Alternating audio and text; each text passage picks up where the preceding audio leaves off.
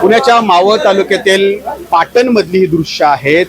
विसापूर किल्ल्याच्या पायथ्याला तिकोने कुटुंबीय राहत होतं, परंतु आपण बघतो डोंगराचा एक भाग अख्खा माती दगड सगळं खाली आलं आणि त्याखाली हे तिकोने कुटुंबीय दबलं गेलेलं आहे. आत्ता आपल्यासोबत नंदू तिकोने यांचे पुतणे आहेत. कधी झालं हे सगळं, कसं झालं? हे सुमारे 4:30 वाजता झालेले सकाळी, नाही तरी घटना 4:30 वाजता झाली. आम्ही आमची कुटुंब वर आहे. आम्हाला फोन आला तिथून की बाबा अशी घटना झाली आहे. त्यावेळेस आम्ही आलो तर सर्व पूर्णपणे हे ढिगाऱ्याखालीच गेलं होतं. आम्ही खूप प्रयत्न म्हणजे जसे आमचे JCB वगैरे आम्ही कॉल लावले, आमचे गावचे सरपंच वगैरे त्यांनी कॉल लावले, पण आम्ही काही करू शकलो नाही का. काय काय प्रयत्न झाले वाचवण्यासाठी? ते JCBला वगैरे कॉल करण्यात आला. आम्ही तिथे थोडेसे पत्रे वगैरे काढले, पण मातीचा ढीग एवढा आहे की खरंच काही करू शकलो नाही. आम्ही पण काही करू शकत नव्हतो, कारण आम्हाला फक्त आमचा एवढीच इच्छा आहे की देवाला की बाबा सुखरूप जे काही असेल ते सुखरूप असू दे, देवाकडेच प्रार्थना आहे. बाकी काय. किती वाजता पाऊस सुरू झाला, कसा पाऊस सुरू झाला आणि हे कधी, कसं, काय आवाज वगैरे काय आला तिथं? हो, धडधड आवाज आला. साईडचे कुटुंब सांगत होते की धडधड जोरात आवाज आला.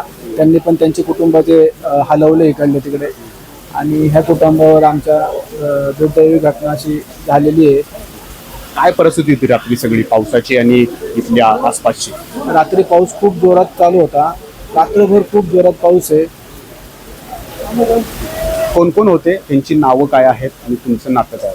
इथं माझे चुलते नंदू दत्तू तिकोने, त्यांची मिसेस म्हणजे माझी चुलती अनिता नंदू तिकोने, आणि त्यांचा मुलगा एक 25-26 वर्षाचा माऊली नंदू तिकोने, हे इथं आहे आता सध्या. तर काल रात्री झोप लागली आणि अक्षरशः रेड अलर्ट जारी झाला.